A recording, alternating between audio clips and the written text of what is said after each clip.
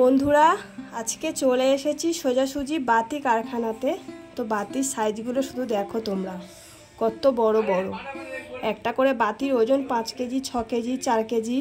তো পুরো বাতি কারখানাতে চলে এসেছি। আর এই যে দেখো, যাওয়ার পথে এই জিনিসটা দেখে আর লোভ সামলাতে পারলাম না। তো অনেক দিন পরেই এটা দেখতে পেলাম, তো দেখতে পেয়ে কেন আর ছাড়ি। নমস্কার বন্ধুরা, শুভ বিকাল। দক্ষিণ 24 পরগনা জেলার ছোট্ট একটি গ্রাম থেকে মা মান্টু ভিলেজ ব্লগ চ্যানেলে আরও একটা নতুন ভিডিওতে সবাইকে অনেক স্বাগত, অনেক ভালোবাসা। কেমন আছো সবাই? আশা করি সবাই ভালো আছো, সুস্থ আছো, আর তোমাদের আশীর্বাদে আমরা অনেক ভালো আছি। তো আজকে মঙ্গলবার, এখন বিকাল 4:30। তো দুজনে মিলে বেরিয়ে পড়েছি একটু কাজের সন্ধানে। তো প্রথমেই তোমাদেরকে দেখালাম বাতি কারখানাতে যাব। তো যাওয়ার পথে এই জিনিসটা দেখে না লোভটা সামলাতে পারলাম না। তো অনেক দিন পরেই দেখতে পেলাম। এটা তো স্কুল লাইফে সবাই খেয়েছি আমরা প্রচুর পরিমাণে। তো বিয়ের পরে আর সেরকম একটা বাইরে বেরানোও হয় না আর খাওয়াও হয় না। তো যখনই বেরাই, যেখানেই দেখা পাই সেখানেই চলে যাই খাওয়ার জন্য। তো এটা হচ্ছে চানা মশলা। আর আমি চানা মশলা খেতে অতটা পছন্দ করি না, আমি তো খেতে পছন্দ করি আলু কাবলি।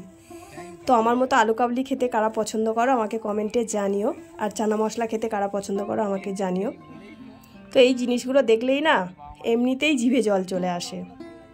কেউ যদি নাও খায়, দেখলেই জিভে জল চলে আসে খাওয়ার জন্য। তো দেখে লোভ সামলাতে পারলাম না, দাঁড়িয়ে পড়লাম। তো চানা ছিল, আমি চানা নিয়ে আলু কাবলিটা বানাতে বলেছি। তো দেখো কত রকম মশলাপাতি দিয়ে আলু কাবলিটা বানিয়ে দিচ্ছে। তো আমি যখন গেছি তখন মানে বেশি ভিড় ছিল না, পুরো ফাঁকাই ছিল, তাই সুন্দরভাবে আলু কাবলিটা বানিয়ে দিচ্ছে। আর রঙটা দেখো, উফ, পাগল করা রঙ। আর এর স্বাদটাও তো জানো তোমরা। তো রেডি হয়ে গেছে আলু কাবলি। এটা 20 টাকার আলু কাবলি। তো শেষে একটু পাতিলেবুর রস দিয়ে দিল। উফ, গন্ধটা যা বেরোচ্ছে না, আর খেতেও যা হয়েছে কি বলবো, কোনো জবাব নেই, এত সুন্দর খেতে হয়েছে। আর এই দাদাটা না চানা মশলা বলো আলু কাবলি বলো খুব সুন্দর বানায়। তো এদিকে যখনই আসি তখনই এনার থেকে আলু কাবলি আমার খাওয়া চাই। তো আমার মতো এরকম আলু কাবলি চানা মশলা খেতে কারা পছন্দ করো আমাকে জানিও। তো দেখে আর সহ্য হচ্ছে না। তো আলু কাবলি নিয়ে খেতে খেতে আবারও চলে যাচ্ছি আমরা। তো দুই দিকে রাস্তার মাঝখানে, আর রাস্তার দুই ধারে দেখো গাছ। তো ভিউটা দেখো কত সুন্দর। তো এখানে দেখে দাঁড়িয়ে পড়লাম, কারণ এখানে দেখো একটা পোল। তো এখন বর্ষাকাল, জল প্রচুর বেড়েছে, আর এখানে মাচা মাচা করা আছে, তার মধ্যে দাঁড়িয়ে দেখো একজন করে রয়েছে আর হাতে খেপলা জাল।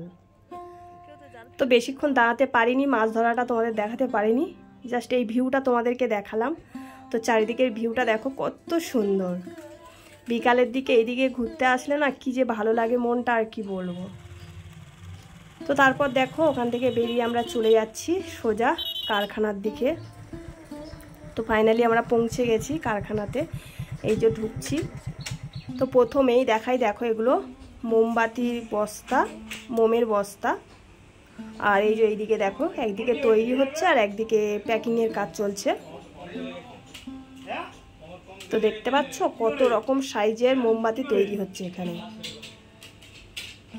ওইদিকে দেখো মোমবাতি বানানো হচ্ছে, আর এইদিকে প্যাকিং হচ্ছে। তো মান্টুর পাপা গিয়ে দেখছে, আর তারপর আমি ভিতরে গেলাম।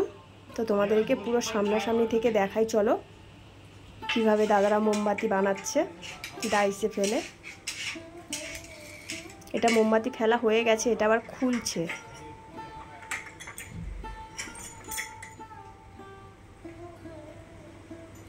এটা একটু বড় সাইজের মোমবাতি, ওই 12 নাম্বার যেটা থাকে সেটাই।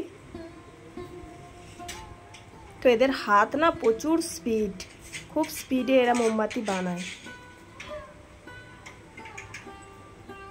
তো একটু কাজের সন্ধানে আমরা গেছি কারখানাতে।